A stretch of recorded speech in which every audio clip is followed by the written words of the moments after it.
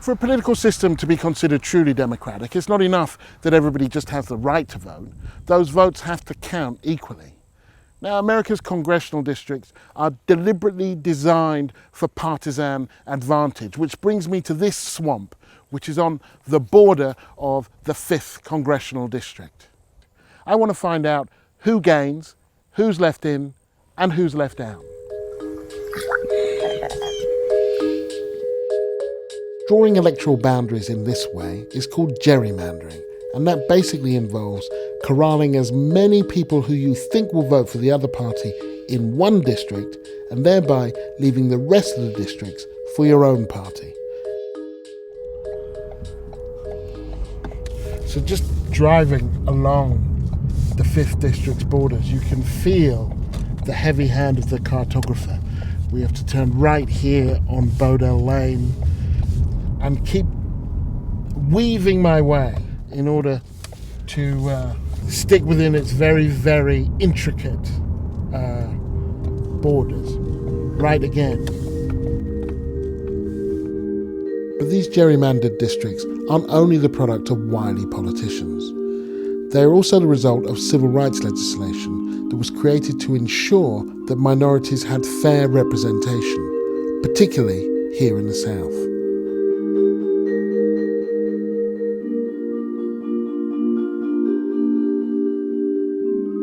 When we look at these funny shapes, you have to understand that there are some real minority representation issues that are at stake here, that you're trying to foster the ability for a particular group to have some form of effective representation.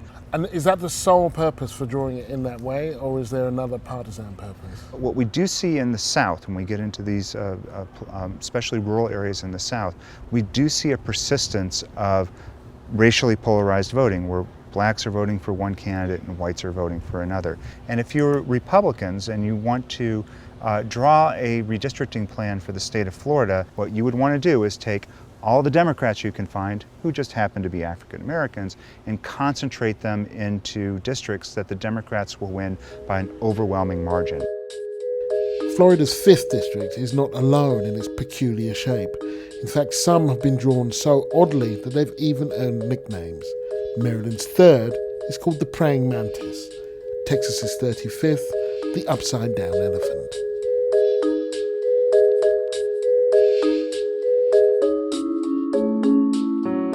I'm in Sanford, which actually stands just outside the congressional 5th district, and I'm just outside the gated community where Trayvon Martin was killed by George Zimmerman. Now, America has clearly come a long way since the civil rights provisions were enacted that would ensure there would be some kind of black leadership in Congress. But as the killing of Trayvon Martin and the acquittal of George Zimmerman show, it also has a long way to go. If you look at democracy and you care about democracy very deeply, then you have to care about fairness. And it's not fair to have one party manipulate the election outcomes through this very secretive process of redistricting. This is the narrowest point of the 5th congressional district, a tiny sliver of St. John's River that you can only navigate by boat.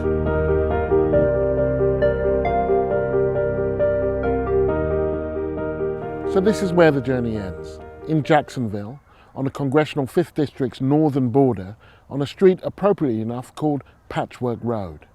Now, securing minority representation is a laudable goal, but not when it leads to gerrymandering and democratic deficits where people draw the borders for partisan advantage. The civil rights movement was about creating more democracy. Gerrymandering gives you less. Being out on a big ranch is a way of life that we cherish and we don't intend to change. Yeah, they're trespassing, they're crossing over, and they're illegals.